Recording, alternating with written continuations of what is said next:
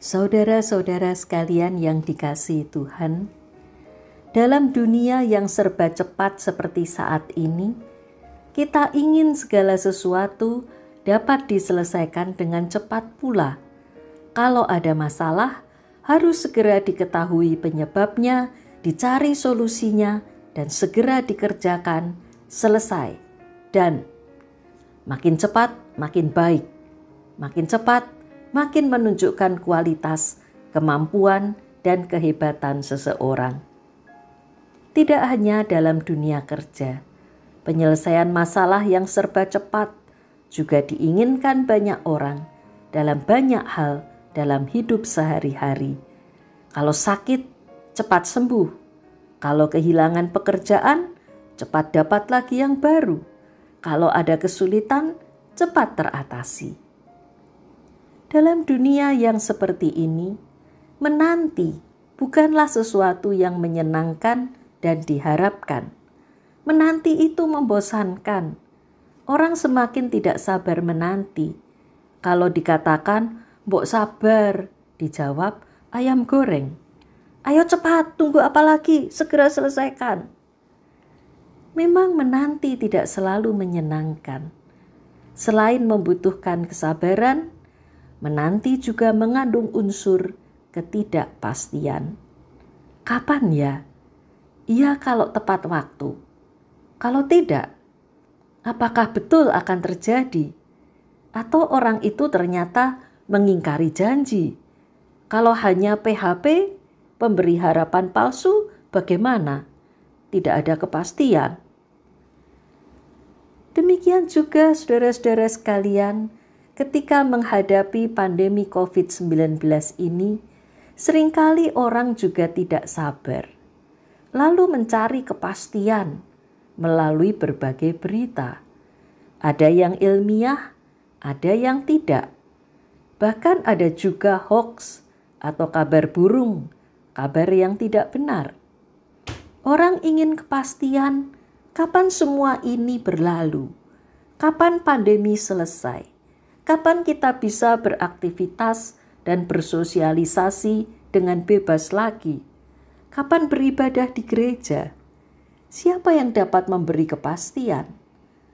Penelitian ilmiah pun hanya menghasilkan perkiraan, teori probabilitas, kemungkinan, bukan kepastian, sehingga bisa berubah dan bergeser.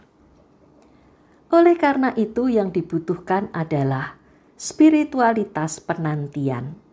Sama seperti murid-murid yang menantikan Roh Kudus yang dijanjikan Yesus kepada mereka.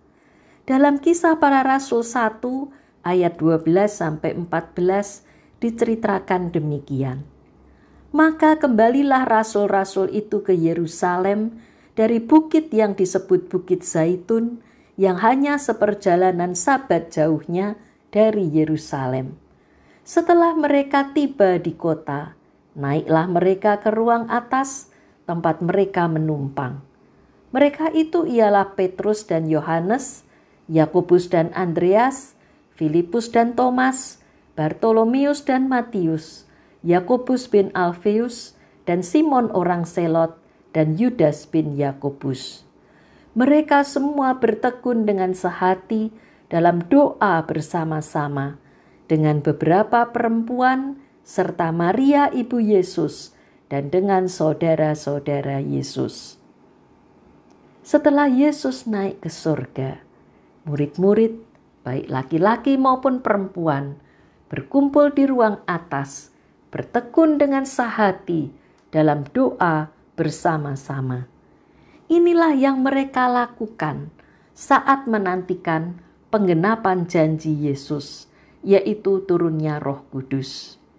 Bertekun dengan sehati dalam doa bersama-sama.